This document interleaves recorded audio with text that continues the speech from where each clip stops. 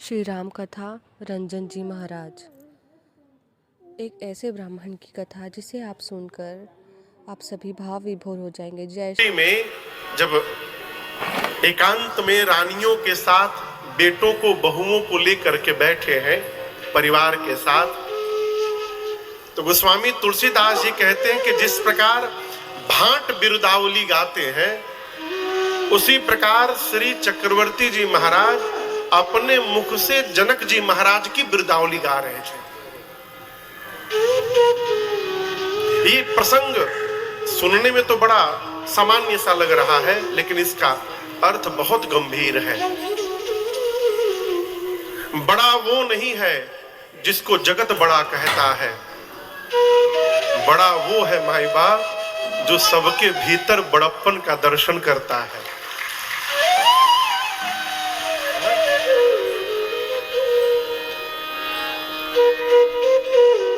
ये प्रसंग कहता है कि जीवन में जहां से भी आइए केवल वहां की प्रशंसा करिए,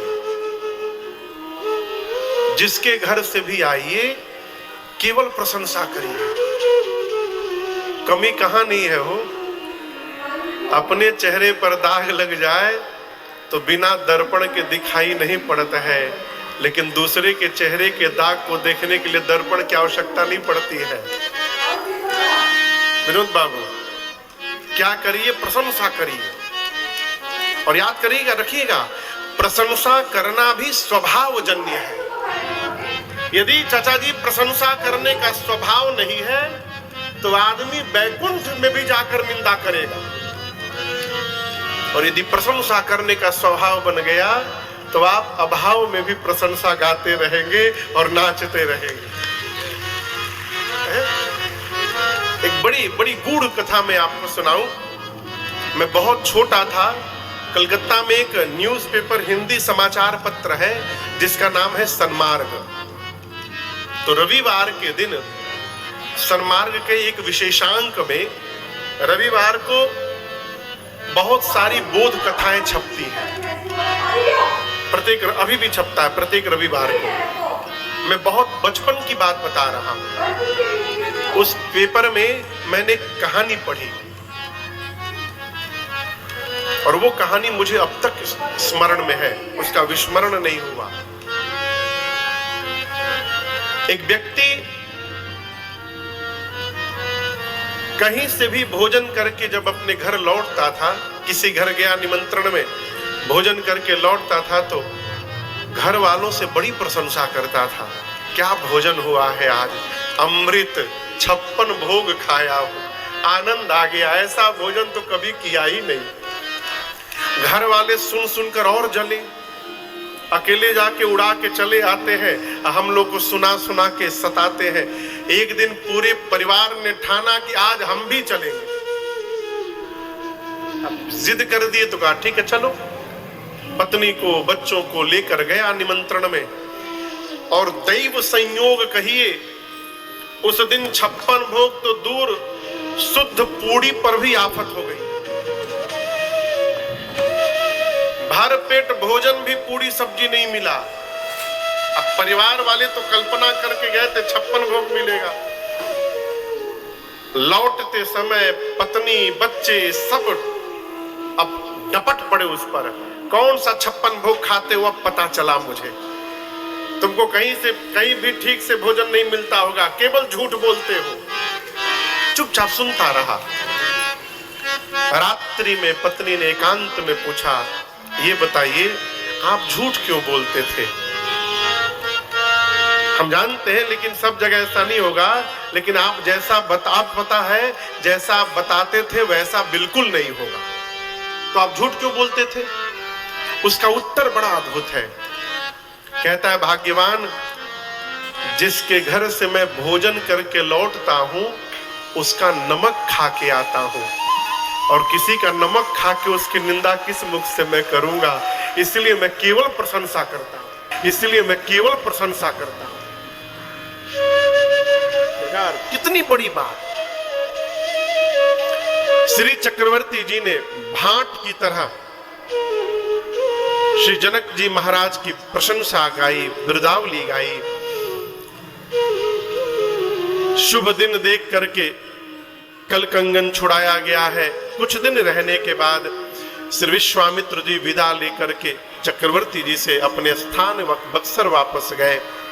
आज हम और आप श्री अयोध्या कांड की कथा में प्रवेश करेंगे। ये श्री रामचरितमानस का द्वितीय कांड है, दूसरा कांड है। कांड के प्रारंभ में गोस्वामी जी ने भगवान शंकर को याद किया है। शंकर जी को गोस्वामी जी ने बाल कांड में 2 श्लोकों में याद किया है।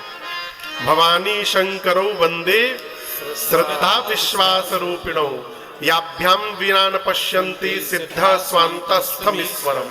और दूसरा श्लोक वंदे बोधमयम नित्यम गुरुम शंकर रूपिणम यमाश्रितो हि वक्रोपि चंद्रः सर्वत्र वंदते। जब बाल कांड में 2 श्लोक में शंकर जी को प्रणाम कर चुके थे, तो अयोध्या कांड के प्रारंभ में फिर से याद करने की क्या आवश्यकता थी।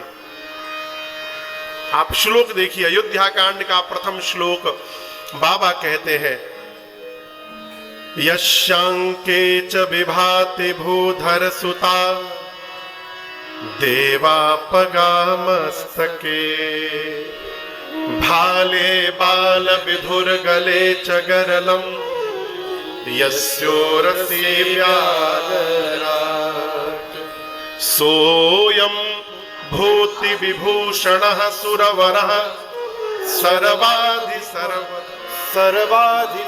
सर्वदा सर्वः सर्वगतः शिवः शशिनिभः श्री शंकरः पातु माम्। पहले श्लोक में कहते हैं, जिन भगवान शंकर के वामांग में मां भवानी विराजमान है। यशांके च विभाति भूधर सुता, सिर पर देव नदी मां गंगा है, ललाट पर चंद्रमा है, गले में हलाहल विष है, वासुकी यज्ञोपवीत बनकर सुशोभित है। जो भगवान सर्वत्र है, सर्वज्ञ है, सबके स्वामी है, उन भगवान शंकर को मैं बारंबार वंदन प्रणाम करता हूं। क्यों? शंकर भगवान के जीवन से सीखने का सबसे महामंत्र मैं आपको निवेदन करूं, अभाव में भी कैसे आनंद में रहा जाए, ये भगवान शंकर के स्वभाव में दर्शन करिए। ऐसा नहीं कि उनके पास कुछ है नहीं और कुछ ला नहीं सकते, वो रखते नहीं अपने पास। क्यों? जो अपनी चिंता करेगा वो जगत का कभी कल्याण नहीं कर सकता है। स्वामी विवेकानंद जी कहते हैं, परिवार को सुखी करना हो तो अपने सुख का त्याग करना पड़ेगा। आपको सुनाया था मैंने, भगवान शिव, भगवान शंकर जैसा कोई देवता नहीं है। पीछे पंचायतन सरकार दिखाई पड़ रहे हैं, राम जी का परिवार है, हम राम जी की कथा गाते हैं, लेकिन आप दर्शन करिए, राम जी की पूजा तो होती है, सीता मैया की भी पूजा होती है, लक्ष्मण जी की पूजा तब होती है जब राम जी के साथ होते हैं, भरत जी शत्रुघ्न जी की पूजा तब होती है जब वो राम जी के साथ होते हैं। लेकिन आप मेरे शंकर भगवान का परिवार देखिए, बाबा की पूजा अलग से, मैया की पूजा अलग से, गणपति भगवान की पूजा अलग से, दक्षिण भारत में कार्तिकेय स्वामी मुरुगन स्वामी के नाम से पूजे जाते हैं, उनकी पूजा अलग से। और छोड़िए, गंगा जी की पूजा अलग से, चंद्रमा की पूजा अलग से, और तो और नाग पंचमी के दिन नगवों की पूजा होता है, होती है ना। ऐसा कोई परिवार आपको नहीं मिलेगा जिस परिवार के एक एक सदस्य की पूजा अलग अलग होती हो। एकमात्र परिवार है भगवान शंकर का। क्यों? कारण जानते हैं? इसका कारण केवल एक है, शंकर भगवान पूरे परिवार को लेकर मंगल भवना अमंगल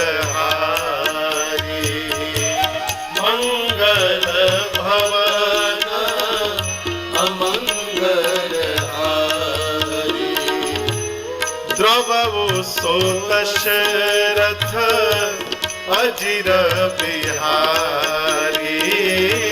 रवौ सो दशरथ अजिर बिहारी।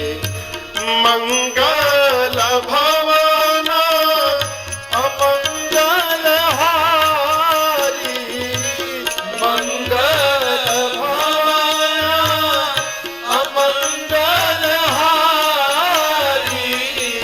उमा सहित जहि जपत पुरारी। उमा सहित जपत पुरारी। उमा सहित जहि जपत पुरारी। भगवान शंकर पूरे परिवार के साथ दिन रात राम जी का भजन करते हैं। ये भजन का प्रभाव है कि भगवान शंकर का परिवार के प्रत्येक सदस्य की पूजा वंदना अलग अलग की जाती है। भजन जीवन में किया गया सत्कर्म ही हमको जगत में प्रतिष्ठा प्रदान कराता है, जो अक्षुण प्रतिष्ठा होती है। और दूसरी बात,